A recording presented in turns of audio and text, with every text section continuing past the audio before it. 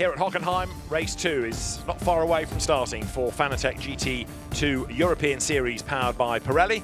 The cars all lined up on the grid, good to go for their second 50-minute race of the weekend. Although there is, sadly, a gap where the pole position car should have been. Pierre Caffer qualified on pole. You look there at the similar Audi, out of the same team of LP Racing that Stefan Rattel and Stefan Rossina share, but Pierre Caffer from pole position is not on the grid. And so, after a drive shaft failed in the earlier race, it looks as though that has not been able to be repaired, and we are going to be one short for this final race of the weekend for the GT teams. The earlier race won spectacularly by Martin Koch and Reinhard Koffler. That car is present and correct. There it is, in fact, on the grid. And for the purposes of the second race of a weekend, the results of the first dictate the extra time to be served in the pit lane. It's 112 seconds anyway, but number 2, Philippe Pret, who had a class win in Am, he will serve an extra 10 seconds. Jean-Luc Bobelic and Gilles Vannelet will serve an extra 7. Second in Am and third in Am, which was the 888 Stefan Perrin, Jörg Wiebahn Mercedes. They get an extra 5 seconds. 10 seconds to Pro-Am winners Reed and Koffler, as I mentioned. Then 98, which is to Donker and Loris Hezemans. They will get 7 seconds. And 5 go the way of Stefan Rattel and Stefan Rossina. So that is the extra time for the pits. And the race itself, 50 minutes, starting very shortly indeed, as the cars then will be released from the grid. But there's one that's going to start from the pit lane, and that is the number 1 Maserati MC12, Leonardo Guarini, Carlo Tamburini, which yesterday had an ABS failure. It missed qualifying. The team had a bit of a loss yesterday to work out what it was that was wrong with that car. It was diagnosed eventually as an ABS failure, but it did mean that they were just so concerned about the car being dangerous and undrivable that they didn't venture out at all in Q2, and therefore with no laps done, the stewards have said, yeah, you can race, but you're going to have to do it from the very back of the grid, and then effectively that means a pit lane start. So it'll start from the pits after everybody's gone into turn 1. So they didn't get the formation lap either, the Maserati starting from the pit lane. Cars then out of turn 1, and the run now to get some warmth into the Pirelli tyres heading into the turn 2 hairpin. A bit of tyre smoke though. Somebody's had a lock-up, presumably trying to force some energy through the rubber and then through the brakes as well.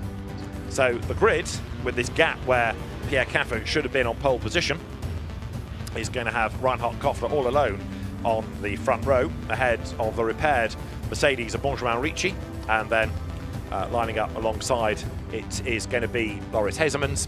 5th on the grid, Stefan Rossina, alongside Philippe Pret. Alexandre Leroy next with Jörg Wiebahn alongside him. Simon Birch will be on the 5th row of the grid, alongside Klaus Angerhofer. Then Jean-Luc Bobelic and Pascal Gibon and Carlo Tamburini's first stint will start from the pit lane. So right now, the field turning up to it's Philippe Pret that's locking up, isn't it? They're turning up towards turn 6, the Spitzkehrer hairpin, but again, that Maserati having a pretty discernible lock-up coming into the corner.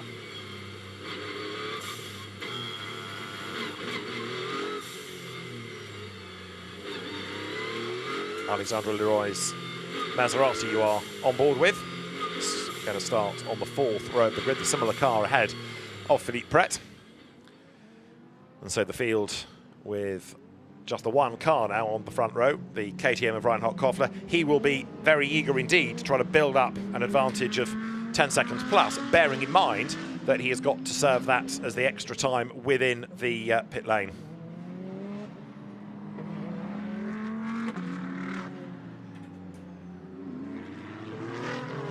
So the cars with Jean-Luc Bobelic's Mercedes number 87, the similar car of Pascal Gibon behind him on the grid, carrying then into the stadium, this 4.6 kilometre long Hockenheim ring circuit, playing host to GT2, GT3, GT4 categories over the weekend. Fascinating to compare and contrast the manufacturers that are in all, which really is Mercedes. And you can just see how the cars look so different from one to the other, even though it's the same shape, but with the amount of aero allowed, it's a very different proposition from each of those categories. And all have given good racing this weekend. The KTM, a very different way of going GT racing. And the Austrian concern with quite a number of cars within the championship. Some run by the True Racing stable, others from the Motorsport Centrum Reed squad, and the Razun Northern Racing team operating others. As up towards turn 16 then now comes the pace car. That will dive for the pit lane, and then the field should be released into battle.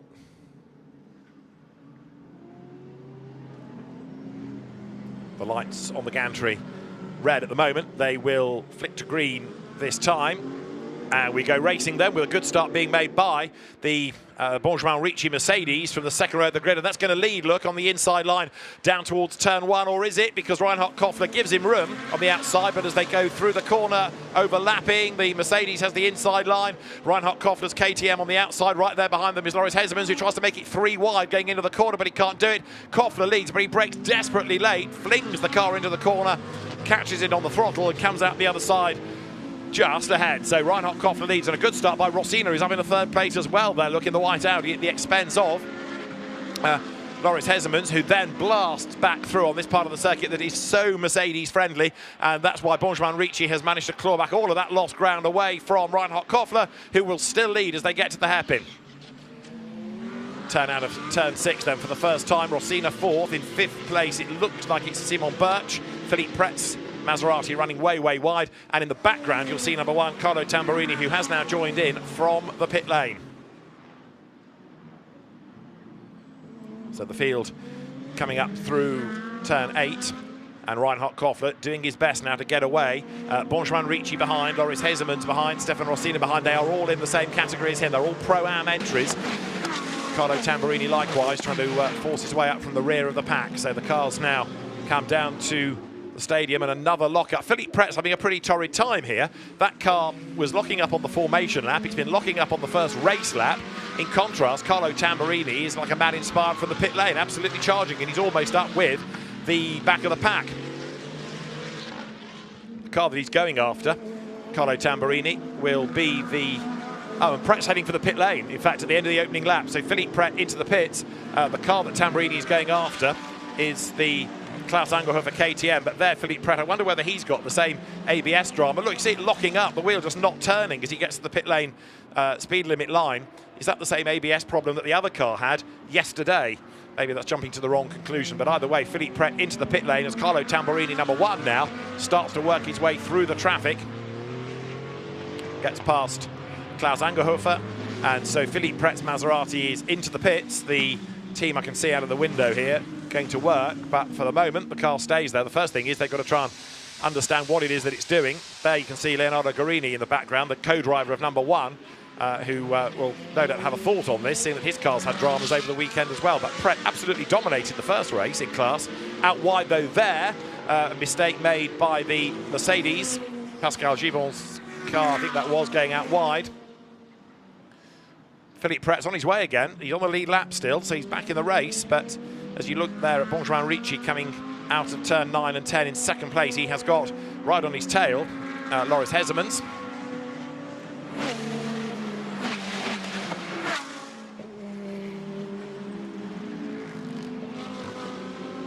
That Mercedes battle is allowing the race leader Reinhard Koffler to get away. 4th, Stefan Rossina. 5th behind him, Simon Birch in the white and red KTM, a car that picked up a bit of steering damage in the first race after it was given a whack by an errant Mercedes that came charging through on the inside. And then behind that, in 6th place, Alexandre Leroy's Maserati from the AM class. Indeed, the AM class leader right now is here. Up to the line goes 8:12. So that's Reinhard Koffler trying to build that gap.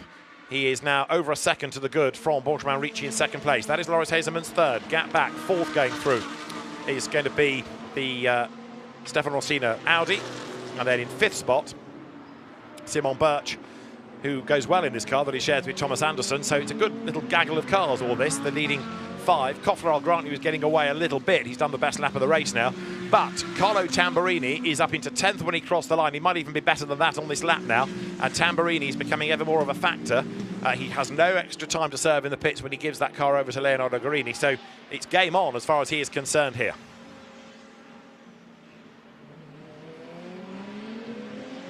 Heizemann's up to second at the expense of Benjamin Ricci at turn 6, but Ricci fights back and goes back through. So again, you can outbrake somebody, but if they're savvy, they can slow the car down, duck up the inside and pull the pin coming out of the corner sooner than you can and retake that place. It's why turn 6 is such a good place to watch the racing and do the overtaking.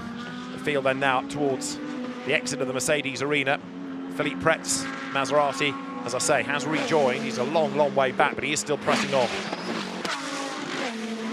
Leading group go past the wall camp along that drag strip that it doubles up as, that part of the circuit, and then down to the stadium once again.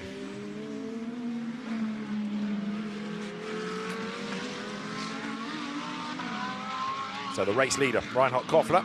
The start of Alexandre Leroy is under investigation. The yellow and black Maserati is being looked at, and the Maserati leading the AM category. So if a penalty floats its way, it's going to be pretty serious. The leaders have gone by, and it remains Reinhard Koffler ahead. He's on another fastest lap of the race now, and he's 2.7 seconds clear. Could he be the full 10 ahead? Heading up towards turn 2. There is Benjamin Ricci in second spot. Rossina third. In the background there, you can see number 1, Carlo Tamburini, making his move against Jean-Luc Bobelic. So from the pit lane start, that's for 9th place, and Tamburini goes through. So can he get himself up with that leading group? Round about 10 seconds off the leader would do him, because he would certainly jump ahead on the stops of Koffler and Koch. So Carlo Tamburini gains a place. This part of the circuit, though, favours the Mercedes once again. So Bobelic comes back at him, charges back up the inside, but Carlo Tamburini standing his ground on the inside and does secure the place going into Spitzkehre. So that's another one gained. That's 9th now, secured for Tamburini. And there are more to gain. Look up the road. Next target is going to be a troubled Loris Heizemans. So why has that car dropped so far down the order? It's got a problem clearly, and Tamburini goes through. So Loris Heizemans, who was in that leading group early on in second place, now heading for the pit lane, I fear, because he's got a problem, and he's losing place after place after place.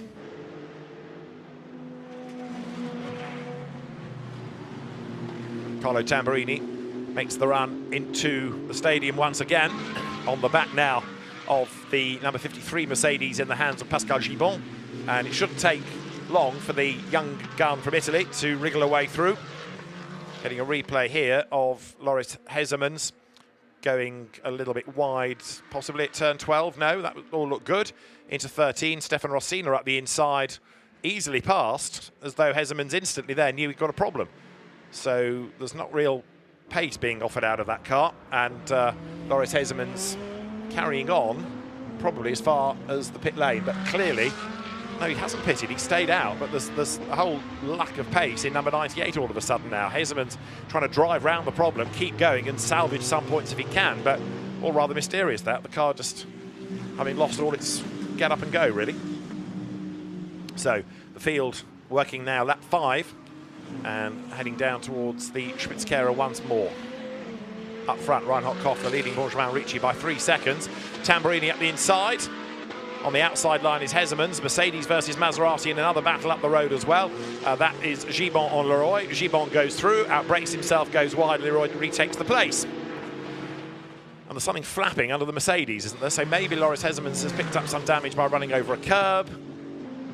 And maybe that's just damaged the aero a little bit of the car as well. But clearly, there it is. Number 98 has lost an awful lot of its early race pace, and that's not great news at all. Eric de Doncker isn't as quick as Heizemans anyway, and he will do the second part of the race. So this really is where, and you can see again the floor flapping, this is where Heizemans needs to make hay. Tamburini gets ahead of Gibon, another place gain. That puts him 7th now from the pit lane.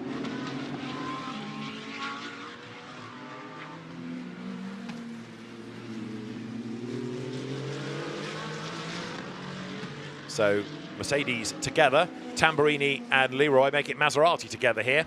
And there's going to be an extra 5 seconds for the leading Maserati here, Alexandre Leroy's car at the pit stop for a jump start. So Alexandre Leroy given 5 seconds extra within the pits. got a penalty in the first race for being short on the pit stop, and now an extra penalty in the second race for a jump start. Not his day. He does lead the class, or he did lead the class, Jürgen Wiebahn having got ahead of him, but we'll see what happens in the second stint, as here into turn 2 go the Maseratis. This Mercedes fight's a good one, where Gibbon, Hezemans and Bobelik are running together. Hezemans trying to come back at Pascal Gibbon, so if he can drive around the problem in number 98, there's a chance. Jean-Luc Bobelik dropping away a little bit further. How's the Maserati fight getting on? Tamburini there, look, on the back of Alexandre Leroy, lines up for a move on the inside, coming into the hairpin, and Leroy gives Tamburini the room, but Carlo Tamburini doesn't force the issue. It was there on the first lap of the first race that Leonardo Guarini, his co-driver, made a move against Mauro Ricci, and there was contact and put both cars out of the race, so Tamburini being respectful here. The other Maserati, Philippe Pret, as I said early on, has rejoined after being in the pits for 57 seconds or so, but has lost massive amounts of time.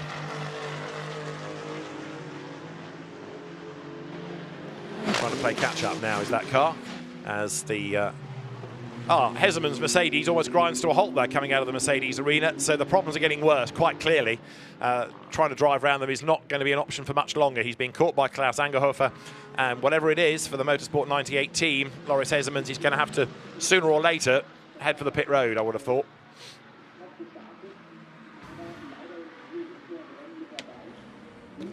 So there currently is a dominant race leader. 4.7 seconds to the good is Reinhard Koffler. Comes now down through turn 3. The left-hander that brings him onto this very fast back part of the circuit. Speed building all the time at that juncture. And he is now clear of Benjamin Ricci, despite Ricci's good start. There you've got the Maseratis together, Leroy ahead of Tamburini. Tamburini now is 5th in his class, and Hezemans has indeed pitted in number 98 Mercedes as predicted, so his problems persist.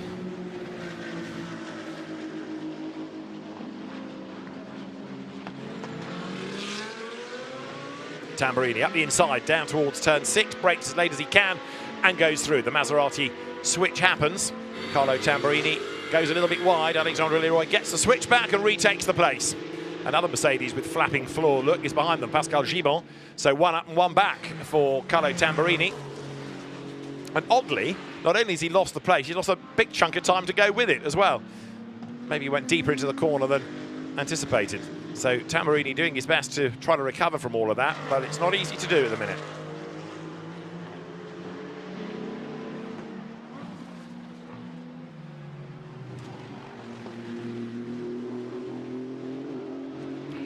And Eric Dodonka trudges away. Loris Hezemans gets out of the Mercedes, and that's its race run. So going no further, I'm afraid to say, is number 98, having been quick early on. The race leaders, in the meantime, have come across the timing line with that margin now between the top two, 5 seconds.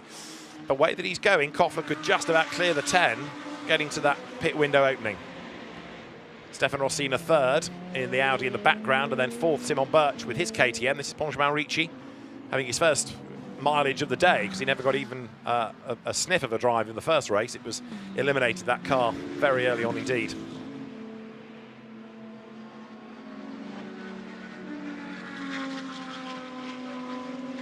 So as the cars work lap number 8, Ricci to Rossina, that gap is down fractionally in the first sector, although last lap it was the Mercedes which was the quicker of the two anyway. So the margin is a solid one between them. In 4th place, Simon Birch. Now his last lap was a personal best and quicker than Stefan Rossina ahead of him. So there, the young Danish driver Simon Birch going nicely, closing up onto Stefan Rossina. Thomas Anderson will take over that car on the pit stops. The Milwaukee Tools KTM goes through. So we've lost Hezemans from the fray.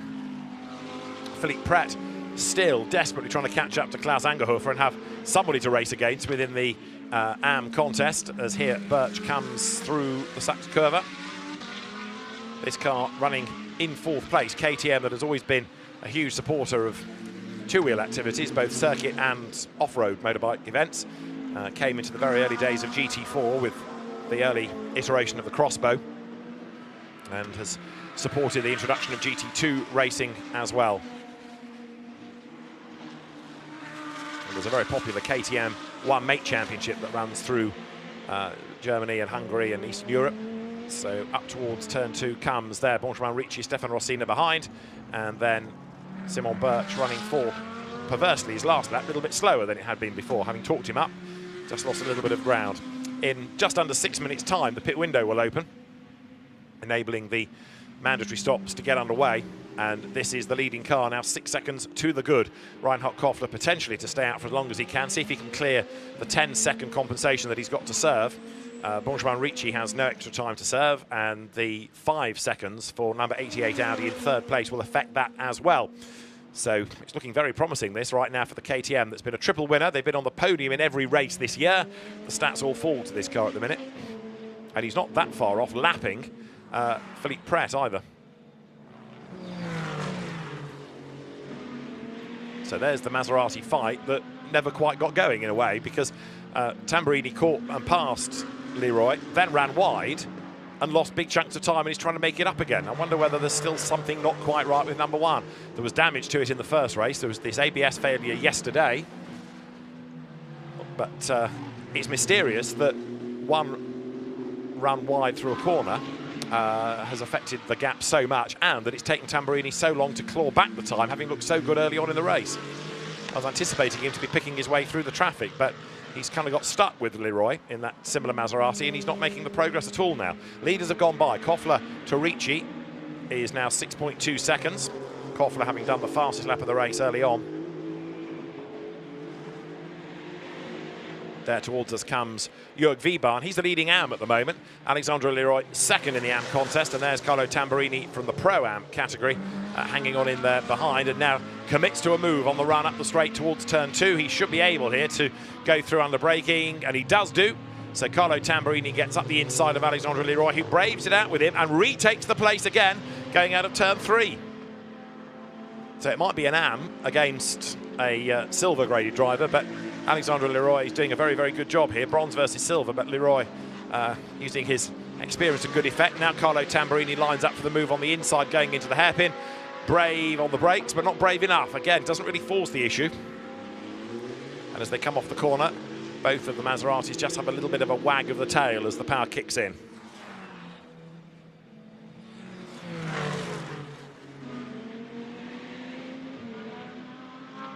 To turn 8 they come, the gap down ever so slightly under braking. Tamburini still pushing hard. So the Maseratis first and second in previous rounds of the championship, where they've been the dominant cars. Here, they're rather struggling to make progress, at least in terms of a class result. There's normally something going, but it's only a second in AM at the minute for Alexandre Leroy. Tamburini is to be found 5th in Pro-Am.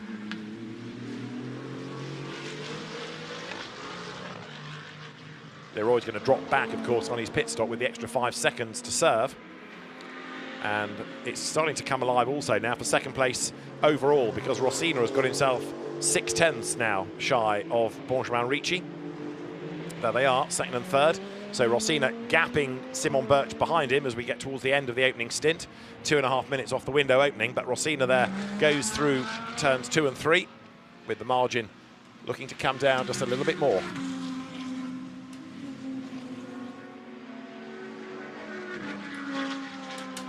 So the Mercedes, always strong on this part of the circuit, enables now Benjamin Ricci to just extend that margin a little bit further. Brake now for the hairpin, turn through the corner and accelerate out the other side.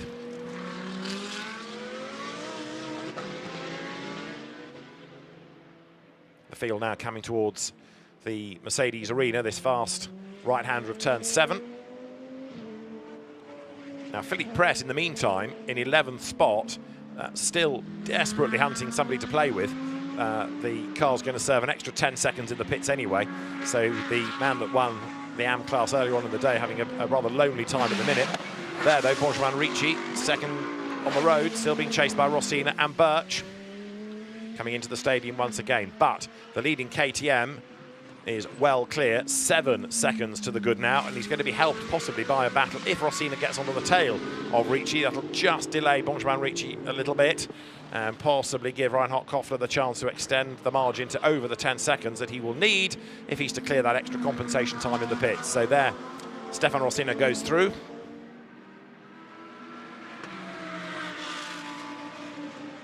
And down towards turn 1.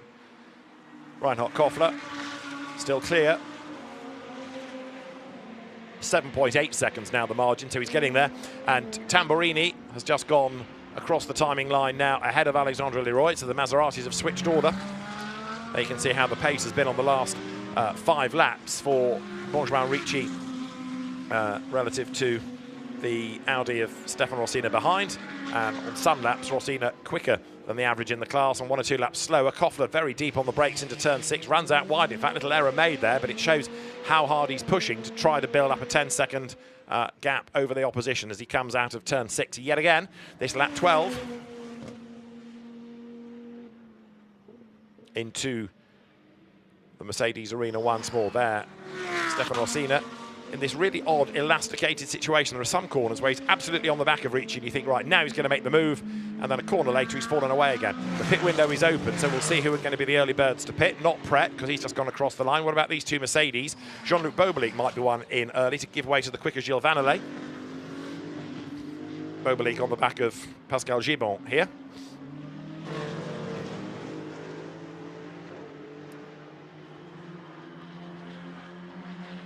So there, the Mercedes, Jean-Luc Bobelic at the wheel of it, hustling on behind Pascal Gibon. So the race leader will stay out for another lap at least. Reinhard Koffler. Reini Koffler comes through. And now with 20.5 minutes of the race completed, he stays clear of Benjamin Ricci, who does another lap, of Stefan Rossina, who stays out, of Simon Birch, who stays out, all the quicker drivers in the cars being maximised. But then look behind, 5th, Jörg Wiebahn has now been reeled in by Tamburini. It took him a long time to clear Leroy, but now number 1 has woken up again, it seems. That Maserati suddenly found another turn of speed and is right on the tail for 5th place. Into the pits has come Jean-Luc Bobelic, then our first driver to serve the mandatory pit stop of the race, and Gilles Vannelet ready to take over. So the lead car, 8.12, Reinhard Koffler well clear up front. There is Jean-Luc Bobelic clambering out, being helped out by the mechanic. They then rush around the car so that it can be clear for some refueling work to go on. So the churn goes in. Breather adapted, and 87 serves the regulation 112-second stop. That's the leader, who is now 7.6 seconds up the road. So Koffler might not, in fairness, clear the 10. They're keeping him just about in sight, aren't they?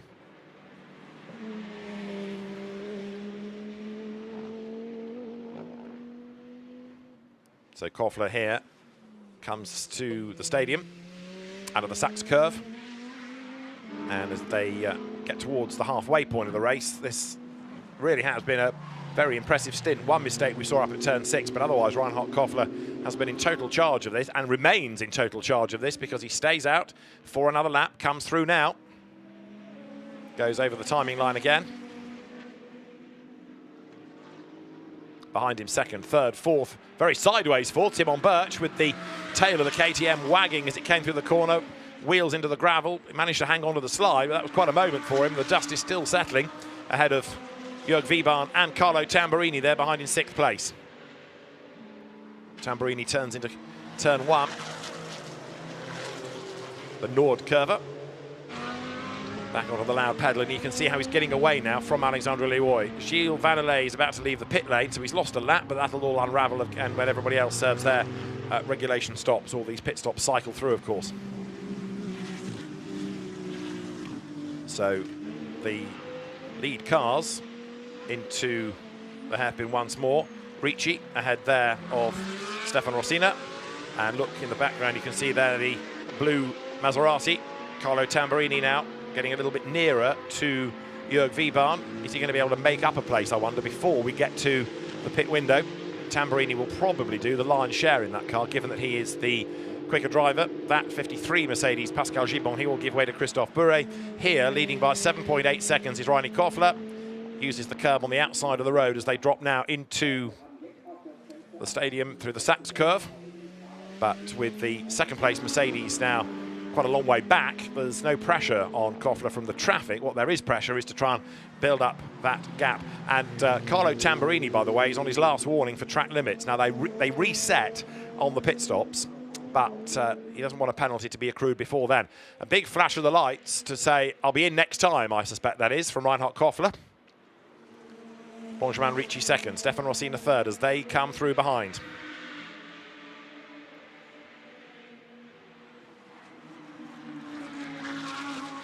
The leaders on to lap number 15 now.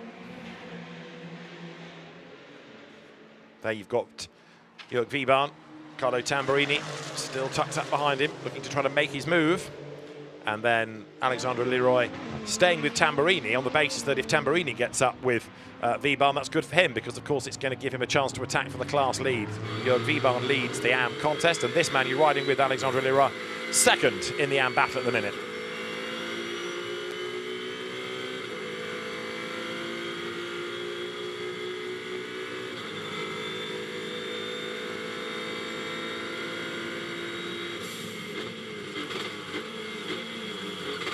Down through the gears to first gear goes Leroy, and Tamburini goes out wide. That almost gave Leroy the chance to fight back, but not quite able so to do. Carlo Tamburini just about staves him off there. Benjamin Ricci, by the way, in second place. He's on 4 track limit warnings, and Tamburini has just hit 6, and he's got a 5-second penalty for it. So number 1, Carlo Tamburini, is now on 6 track limit warnings, and that means there's a 5-second penalty to come. And Philippe Pret, I think, is the same. Philippe Pret also being given a 5-second penalty on the pit stops. So there, Carlo Tamburini in this snakes and ladders race. Gain, gain, gain. Penalty applied, fall, fall, fall. Comes down through the stadium. The leader didn't come in fact, as rather expected at the end of that lap. Reinhard Koffler stayed out, so maybe tricking the opposition. It's not a bad foil, that. You can do it. Second and third remain Ricci and Rossina. Simon Birch fourth, and then this is 5th, 6th and 7th. Wiebahn, Tamburini, Leroy as they go through. And the Maserati here, Alexandre Leroy at the wheel of it, goes through the approach to turn 2. Down through the gears, turns into the corner.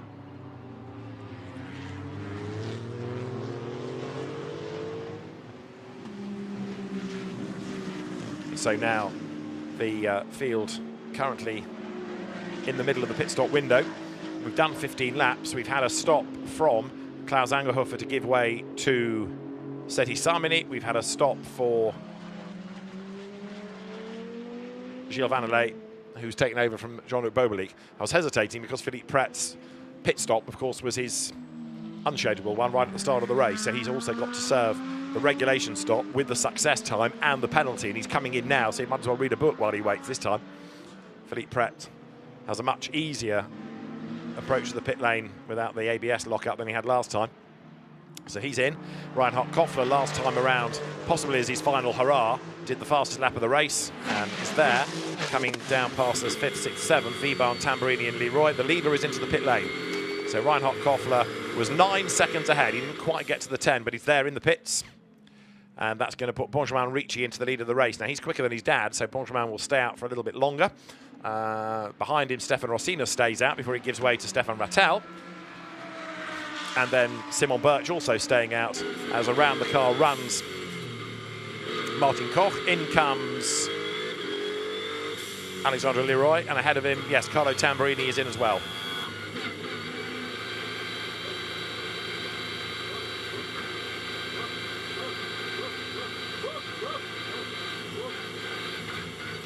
So Alexandre Leroy comes to a halt. He's got to serve an extra 5 seconds for that jump start, don't forget. 53, Pascal Gibon will give way to Christophe Bouret. And a very easy pit stop in a sense, this, for Martin Koch, because they've got the 112 seconds and the 10 for winning the earlier race. So they can certainly take their time, not have to rush anything, not get anything wrong, calmly go about the pit stop routine. 21.5 minutes to go here at Hockenheim.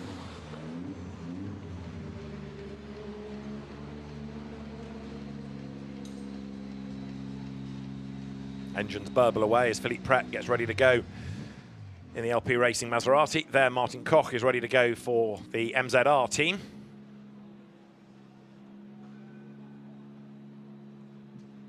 The car controller will watch the clock. They need to release him so that at the pit lane speed, the time taken from the box to the pit lane exit line just clicks to the 112 seconds plus the 10 that he's got for the compensation time. So the board long since removed, and now the car is released. And as Koch gets away, in comes Ricci, Rossina and Birch, second, third and fourth, with 40 seconds at the window to spare.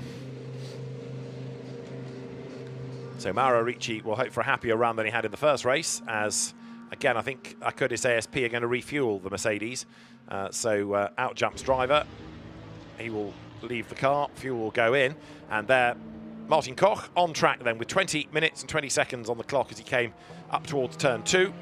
And now he's just got to bring it home. He's been given a really nice cushion here. The cars behind, well, Stefano Rossina has got to serve 5 seconds. Admittedly, Mauro Ricci doesn't have any time to serve in taking over from his son, but he's not as quick anyway, so I think he is going to lose a little bit in that second stint. Right, the track limits are all now reset. Everybody has made a pit stop. And that's Martin Koch doing a Koffler, getting it too deep, late on the brakes, going into turn 6 and sliding out wide there. So he got away with that, but a little bit of a drama for Martin Koch, just feeling himself in on this outlap, getting used to the tyres and to the brakes and the feel of the track surface, which may be a little bit different after all the rubber has gone down from what he encountered at the start of the day when they had their first race.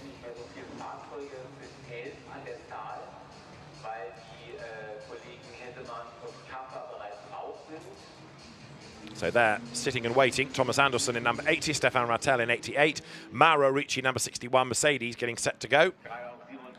The Acodis ASP team talking to the driver on the radio, saying, okay, so make sure you've done this, make sure you've done that, you've got the driver ID in the right place. And they haven't done yet. It still says Benjamin Ricci. Remember not to go too fast down the pit lane, check this, check that. So the to-do list that the driver must work through. And there, Philippe Pret heading up towards us. Benjamin Ricci watches dad go, and Mauro Ricci will be the next one, I think, to emerge from the pit lane. No, yes, from the pit lane, yes, but passing him on the track to get back into the lead of the race is Martin Koch. So Koch leads, Ricci second, and Thomas Anderson there, third in the KTM. That could be a car to watch for one more place before the end. Let's see what pace Thomas Anderson has got relative to Mauro Ricci. But Martin Koch, with 18.5 minutes to go now, is clear up front, pulling away a little bit as the cars turn out of the Parabolica up to the hairpin at the Spitzkehrer once more. So everyone has done a pit stop now, and the drivers in these cars good to go to the very end. Little puff of smoke there as up through the gears changed Martin Koch. I don't think it's too serious a problem for the car as you look there at Mauro Ricci through behind him. And then Stefan Rattel in fourth, of course, losing time in the pits, that car, by dint of a third place finish earlier on in the day, giving an extra 5 seconds on top of the regulation time.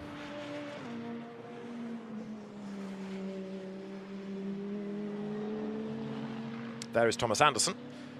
He's taken over from Simon Birch. There is Stefan Rattel running now in fourth place. Stefan's had a variety of co-drivers within the championship. Initially, Luca Piri. He co-drove a Mercedes with Ben Schneider at the Red Bull Ring one year. Stefan trying to bring people into the series, come and have a go, come and drive with me, and attracting more and more interest all the while to GT2 racing. So it's good to have the founder and the CEO of SRO Motorsports Group on the grid. Competitor at heart anyway, still loves his GT racing. And Stefan Rattel now up towards the timing line.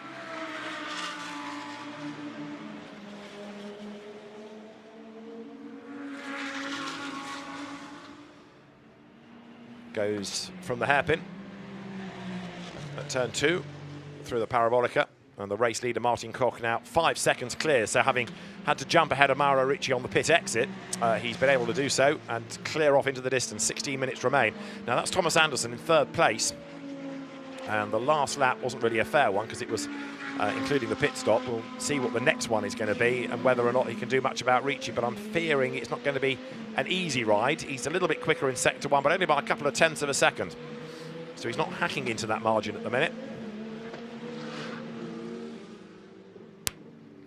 Down they turn into the Mercedes arena. So Thomas Anderson, the Danish driver, in the Razzoon Northern Racing KTM, a team new to GT2 this season, and comes out of the arena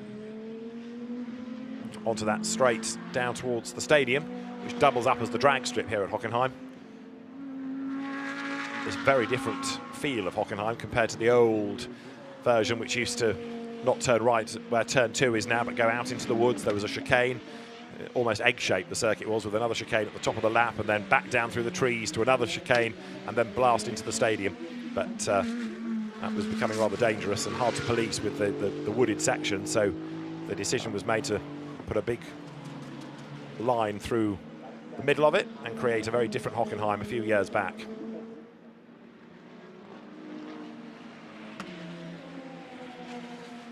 So there is Thomas Anderson. This is the Mercedes versus Maserati battle. Now, this is for the lead of the AM class. This is Stefan Perrin taking over from Jörg Wiebahn ahead of Alexandre Leroy, who served his extra time in the pits, the penalty, and comes now over the timing line in second spot and almost on the tail of that Mercedes. So the gap's coming down between them very definitely. Alexandre Leroy could yet be on for a class win here. He's not found a way to get right onto the tail of that Mercedes yet, but ain't going to be long, I think. The Maserati has good pace around here, but of course equally so does that Mercedes, and they're coming to the Mercedes-friendly bit of the racetrack where the power normally carries it away.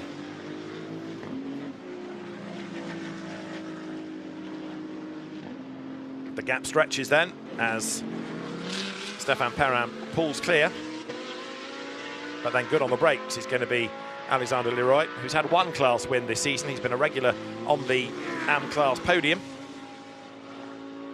and accelerates now down to the Mercedes arena, chasing a Mercedes and ahead of two more Mercedes. And look in the background, Leonardo Guarini way down in 9th place now after a slow stop, and also the penalty that had to be applied to that car. But even allowing for 5 seconds on the pit stop, it was a 2-minute stop, very slow indeed.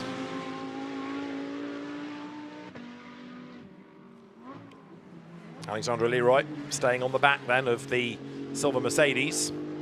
Stefan Perrin keeps the lead of the AM class, but Leroy feints to the inside line. He can't really get past there, but what he can do is distract the driver ahead of him. Trying to force a mistake out. They come now through the stadium section of the circuit, this paperclip shape up towards 16 and 17, and Stefan Perrin's Renault back Mercedes very nearly got mugged there. Leroy had a good look to the inside line, but Leroy not able to quite make the move. Up past the pits they go now. Down through turn 1, and the fight for second place is also starting to close a little bit, where you've got Mauro Ricci versus Thomas Anderson. Again, it's a fluctuating gap, this, because certainly on this section of the circuit, the Mercedes just strolls away, and then through the corners, the KTM over the remainder of the lap is able to bring the margin down, and then you get to this part of the circuit and the gap opens up again. Heading, though, towards the Mercedes arena once more, and then towards the stadium they will go, and the KTM using its nimbleness through the corners, and you can see how the gap does come down at this part of the circuit. Good on the brakes is Anderson, good through the corners is the KTM. Gap reduced a little bit. Mauro Ricci then comes into turn 12, heading down to the stadium approach. And out of the stadium is coming Philippe Pret, who is still, I'm afraid, running in last place after his assorted delays. And Martin Koch might be putting a lap on him before long. There, number 80 then, for second and third places. Thomas Anderson on the back of Mauro Ricci. That Mercedes does look vulnerable. I know it's got its strengths around the racetrack, but it is looking more and more vulnerable to the KTM as they come now into turn 16. The line, the arc through 16 and 17 effectively makes for one long corner. Over the timing line they go. Flash of the lights from Thomas Anderson, which I think is possibly a little bit cheeky, because that Mercedes he knows is going to drive away from him on the back part of the circuit. But if any, oh, drama there at turn 16. That is Leroy and Wiebahn's car with Stefan Perrin at the wheel of it.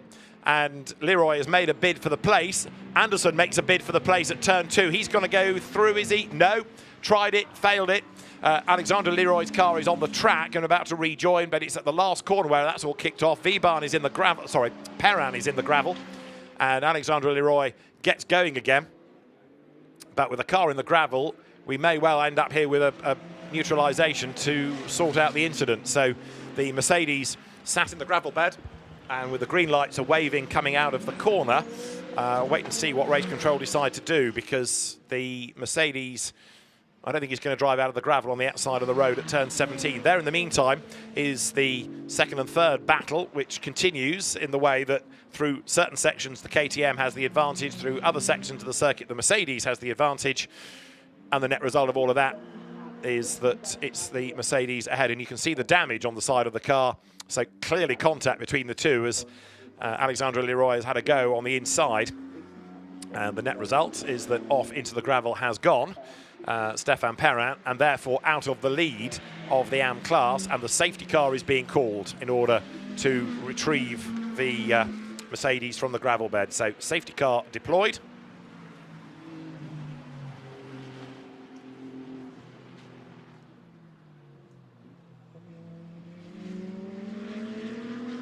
Alexander Leroy there carrying on in the race, but may have a case to answer if there's, as it looks as though there has been, contact between those two cars.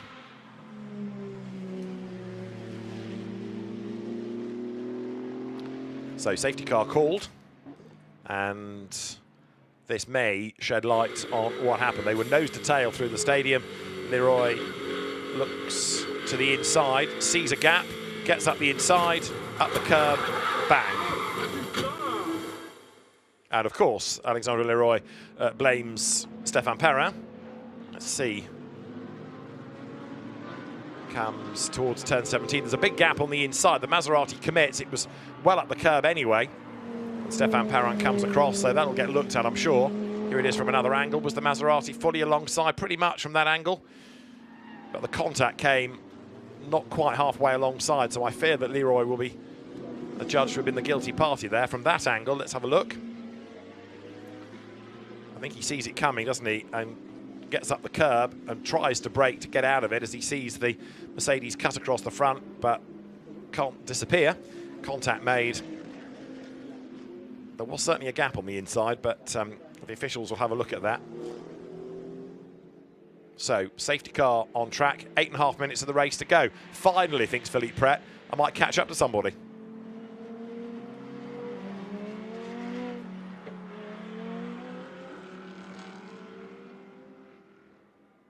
So the Mercedes has just been towed out of the gravel down at turn 17. There it is, looking decidedly sorry for itself now, and that's a real shame because it's taken, of course, that car out of the lead of the race in its class and deprived Stefan Perrin and Jörg Viban a chance to gain some good points. What it has given us, though, is a new AM leader of Gilles Vanderlei and Jean-Luc Boblic, who were nowhere early on, but Gilles Vanderlei now leads Christophe Bourret, and the Sedi Samini Klaus Angerhoff for KTM is running in third spot.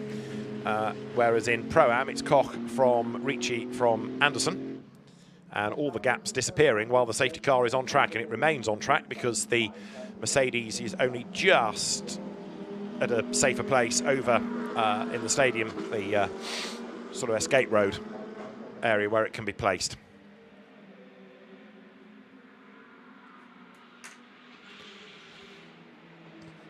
So it looks as though Martin Koch and Reinhard Koffler are going to maintain this remarkable run of being on the podium in every race. It will be a fourth win of the year for them. And for the Ricci's, their best result of second, if they can stave off Thomas Anderson. 7 minutes to go. That incident between Leroy and Perrin is going to be looked at.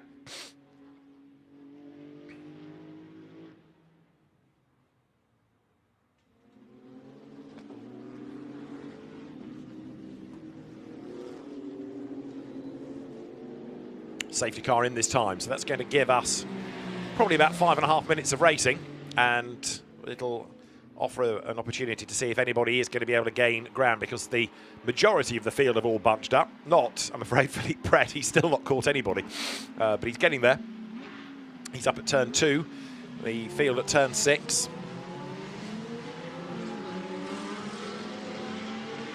So Pret hustling on as the lights are still on the safety car. They'll be extinguished in order to get the race back underway. And the field will turn through turn 8 here with Martin Koch in charge. Behind him, the blue Mercedes there, Mauro Ricci, and Thomas Anderson has got a chance to strike on the resumption of the race now.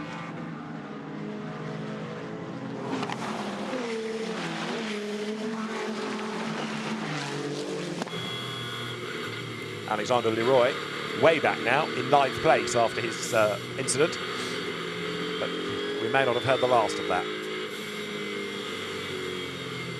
So Leroy down towards the Sachs curve, and as the cars accelerate now up to the resumption of the race, Philippe Pret is oh so nearly with them. He's just going to miss out on the chance to catch them as well, because the green flag is going to fly, and as the leaders now come up towards the line, we go racing with just over 5 minutes on the clock. Back racing then, Martin Koch leads the way, and the man on his toes is Stefan Rattel, in fact, trying to find a way up past Thomas Anderson down towards turn 1. Couldn't do it. So the cars for lap 25 go now into turn 2. This is Thomas Anderson's chance for second place. Brakes late, does go through. Good pass. And with the door open, Stefan Rattel tries to get past Mauro Ricci also. Gets his nose alongside, gets his nose in front, coming out of turn 3. So Ricci losing 2 places then on the restart. And a drive-through penalty now for Alexander Leroy for causing a collision then. The Maserati driver deemed to be guilty, and he will serve a drive-through, assuming he gets it done in the remaining 2 or 3 laps of the race. If not, it'll be a time penalty applied at the very end.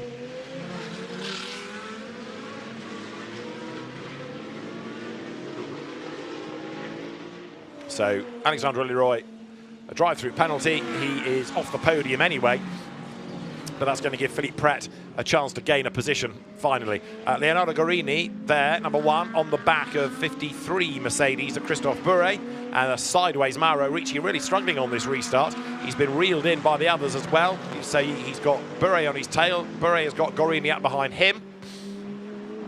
And down into the stadium comes Stefan Rattel. A bit of a twitch from the Audi, but he just about hangs onto it. Loses a little bit of momentum, but not too bad, so that Ricci wouldn't be able to fight back. And with the cars now coming up towards the end of lap 25 then, Martin Koch clear up front. Behind him, still pushing on, is Thomas Anderson, set for his best of the year. Stefan Rattel set for an overall podium, which is a good result too, again. And then Mauro Ricci hanging on a 4th place, and Alexandre Leroy gets the message about his drive-through, and he comes. There'll be lots of cursing, I'm sure, inside that car, but at least he does the right thing to take the penalty.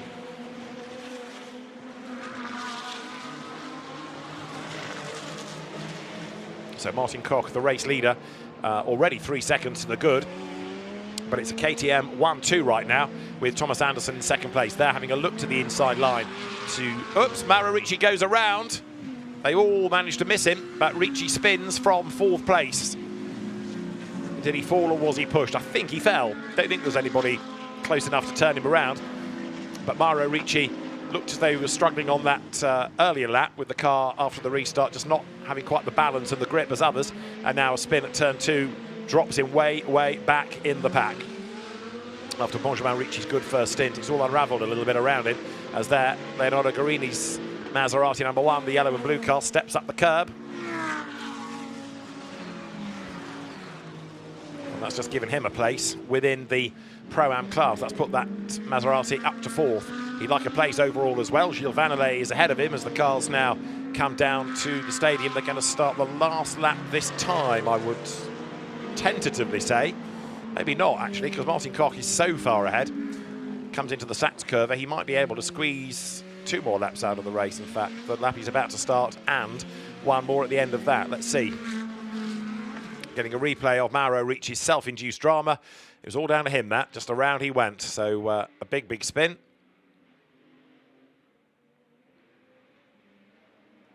So Martin Koch goes across the line with about 1 minute and 42 to spare. Oh, it's going to be ever so tight, this. If the team's clever, they'll get on the radio, tell him to back it off coming into the last corner to preserve the win. So Koch leads Anderson, and it is the final lap. The timekeeping service reckons that he won't get back to the timing line in time.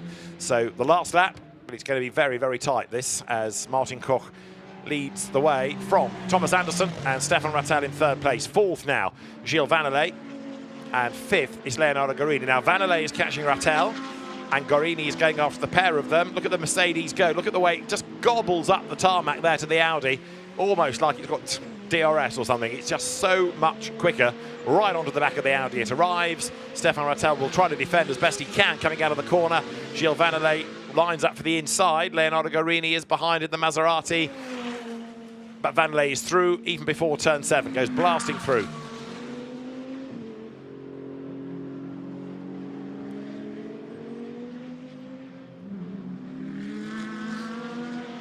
Gilles Vannelet then up into third place. Stefan Rattel still good for third in class, but he'd have loved an overall third position, as here towards the Sachs curve with 20 seconds and counting to go is Martin Koch. He's going to be okay then to secure the win as he comes on this last lap of the race then up towards turns 16 and 17. The KTM has been dominant, absolutely race long. The others have had their travails, which have taken some of the competition out of it for him, but it is going to be a fourth victory of the season for Martin Koch, for Reinhard Koffler, who comes across the line. The 812 KTM wins. Martin Koch brings it home to win from Thomas Anderson and Simon Birch. And then in third place, it is going to be Gilles Vannelet and Jean-Luc Beaubelic. They win. Fourth, Stefan Rattel and Stefan Rossina. In fifth place, Leonardo Guarini and Carlo Tamburini ahead of Christophe Bourret. And there, another spin for Mauro Ricci coming out of the last corner. It's an unusual place to get it all wrong. And that's going to give some consolation to Alexandre Leroy, who picks up a place. And what about Philippe Prat? Because he made it home in 7th place after all of his earlier dramas. Now Guarini has been given a penalty. Let me unravel. 5-second penalty for track limits for Leonardo Guarini. And Sedi Sarmani has been given a 5-second penalty for track limit abuses as well.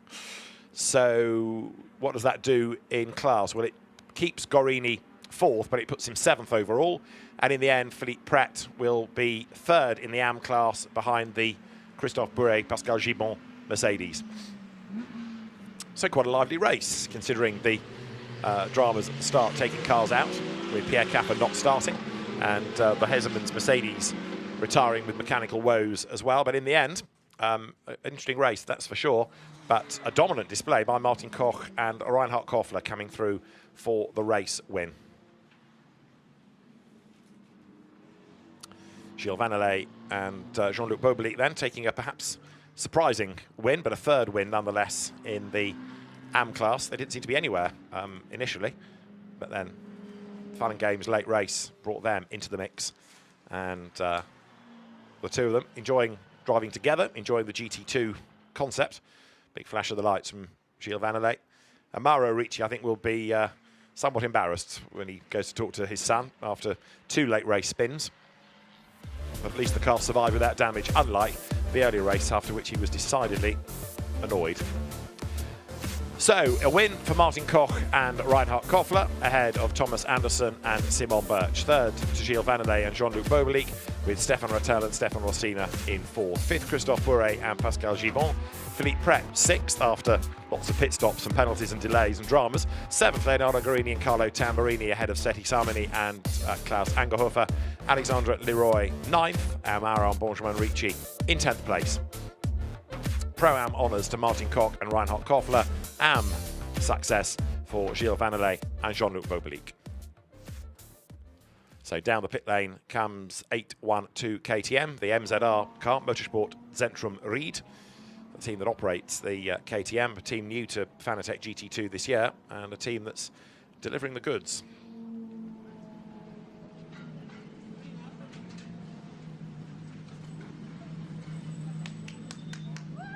So the SRO team marshalling the cars into position for Parc Fermé, and Reinhard Koffler, the first to get to his co-driver to say well done, another win. Helps him with the netting, make sure that the up and forward bodywork is open so they can get out, get up, get celebrating. all smiles as they edge towards a championship, it seems now. The KTM crew doing a really impressive job.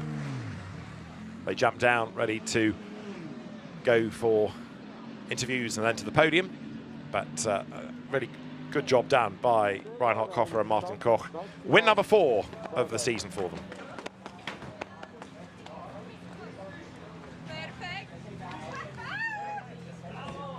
Reinhard Koffler all smiles. And the AM winning Mercedes is somewhere down there. Gilles Vandenay and Jean-Luc Bobelic. Hugs all round. And a happy Stefan Rattel out of his 3rd place in class Audi.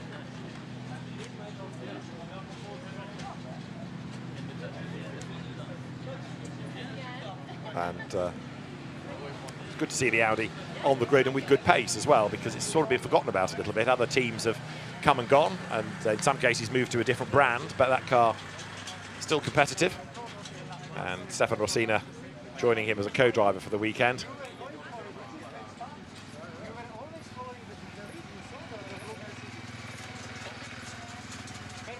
They've made a pretty good partnership, and Stefan Rossina has enjoyed being in something different from a KTM as well this weekend. But it's a win for a KTM crew, a dominant win no less for Reinhard Koffler and Martin Koch, and a second celebration of the day. Antonia is with them. Martin, Reini, this #1 cap is starting to be your uniform. Absolutely, it fits very well. We are feeling quite comfortable in this situation, but yeah, it's always tough to win a race. We did a perfect job, the team, Martin, all the stints, the restarts went well. A huge thanks to MZR, to KTM, and to give us the great car and the opportunity to, yeah, now really the fight for the title is on, and we will do it. I will do it, definitely. I mean, Martin, I'm running out of compliments for you. Some of those gaps that you pulled were incredible. Yeah, thank you. The car was really fast. Like, I really got the car from Reini with enough tires also, so he managed well. So I was able to push a bit, and I had great fun. So thank you to MCR and to KTM. Great job. It's been an amazing weekend. Wow. Yeah, fantastic team. Go and have your 2nd round of champagne.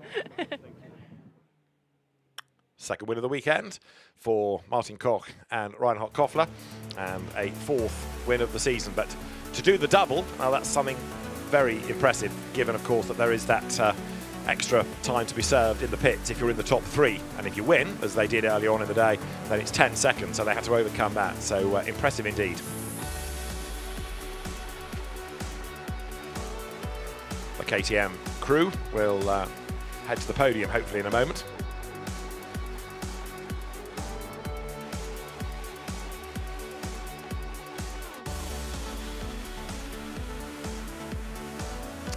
For the MZR team, another good result. Also a good result for Gilles Vandenay and Jean-Luc Bobelic as the AM winners. Photographs all being taken in front of the KTMs. Simon Birch and Thomas Anderson happy with that 2nd place. Different teams running them, but the same base car. The Razzoom More Than Racing operation for the Danish crew. And having touched on the winning Mercedes in AM, Gilles Vandenay and Jean-Luc Bobelic, they can talk about their race. Another class win with Antonia. Jean-Luc, Gilles, that race was a bit crazy in places, but a great result for you. Yes. Amazing race, because the 2 first was a mistake in out piste, the truck, and it was easy to finish first. But before, we need to be strong. Jean-Luc was... we make only the strong race. And the result is we win. Of course, it speaks for itself. Congratulations, guys. Thank you so much. 2 stalwart gentlemen racers in GT terms, Jean-Luc Bobelic with 2 hats, and Gilles Vandenay, who's been a mainstay of GT racing in different iterations for many seasons now, heading up towards the podium with him as well.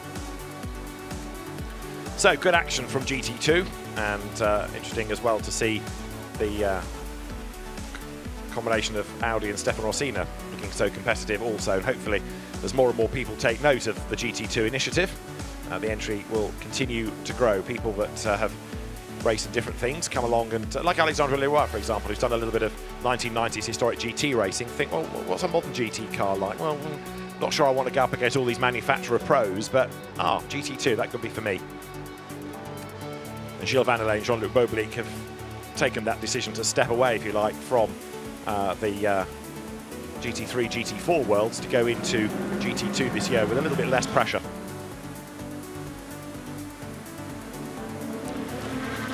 At the start of the race, a good move by Reinhard Koffler put him into the lead despite the pressure from Benjamin Ricci, and Carlo Tamburini was working his way up from a pit lane start, trying to pick his way past Alexandre Leroy, but that didn't quite work. He ran out wide, and then because of a track limit penalty, the car was delayed 5 seconds in the pits. Alexandre Leroy had his own dramas, getting involved with Stéphane Perrin that put Perrin out of the race, and a drive-through was the result for the Maserati as Koch and Koffler came through for win number 2 of the day, win number 4 of the season.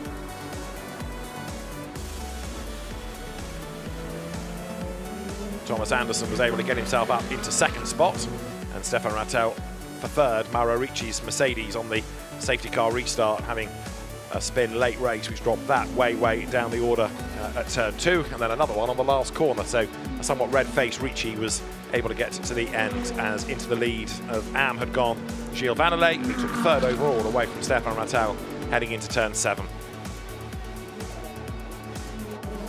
But Reinhard Koffler and Martin Koch unstoppable around Hockenheim, the KTM victorious once more. And there the drivers from Pro-Am on the podium, with Stefan Rattel, Stefan Rossina for third place. For second, Simon Birch and Thomas Anderson. And for the win, Martin Koch and Reinhard Koffler. The trophies then being presented. And I think one or two are a little bit keen with the champagne, but the celebrations will be underway any moment, officially. It is Marco Schubert from Fanatec who presents the trophies to third, to second, to the team, and to the winning drivers now as well.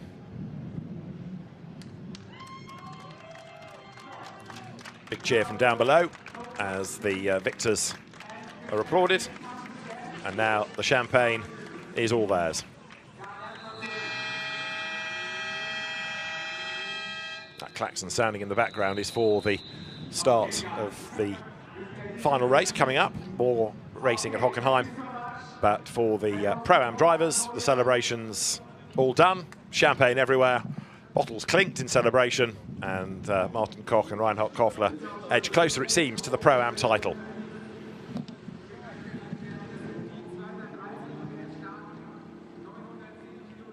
And then the AMs will be brought forward in a moment as well. The champagne prepared for them. The AM victors being Gilles Vandelet and Jean-Luc Beaubelic once more after another competitive run, and as they were saying in the interview, just keeping out of trouble, making sure that it was a strong race and a successful race, and it scored on all counts. So the Hockenheim circuit takes a big breath for a moment, looking up from the approach to the stadium there to the exit of the Mercedes Arena. So Philippe Pret, in the end, third in AM. There for second place, Pascal Gibon and Christophe Bourret. The Acodis ASP team represented by Jean-Luc Beaubelic there. And somewhere, should be, there he is, Gilles Vandelet.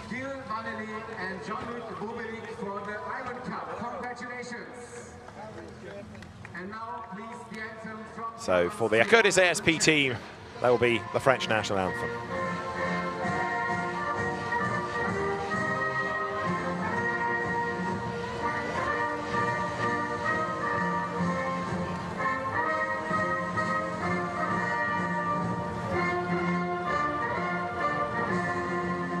Thank you so much. The trophies will be handed over by Steve Rouse, Pirelli Chief GT. Congratulations to Gilles Vandelet and Jean-Luc Beaubelic taking another win. Steve Rouse from Pirelli ready with the trophies that go there for third, to Pascal Gibon, to Christophe Bourret, to a rather lonely looking second place driver of Philippe Pret, and then to the winning team, Acodis ASP, yet more for the mantelpiece. And then for Jean-Luc Bobolic and Gilles Vannelet, the winners' trophies will be presented. And all smiles on the podium at the end of our second race of the weekend in Fanatec GT2 European Series. And the trophies also go to Gilles and Jean-Luc for winning the Iron Cup for the combination with a combined age of over 100 years. That concludes Fanatec GT2 European Series from Hockenheim.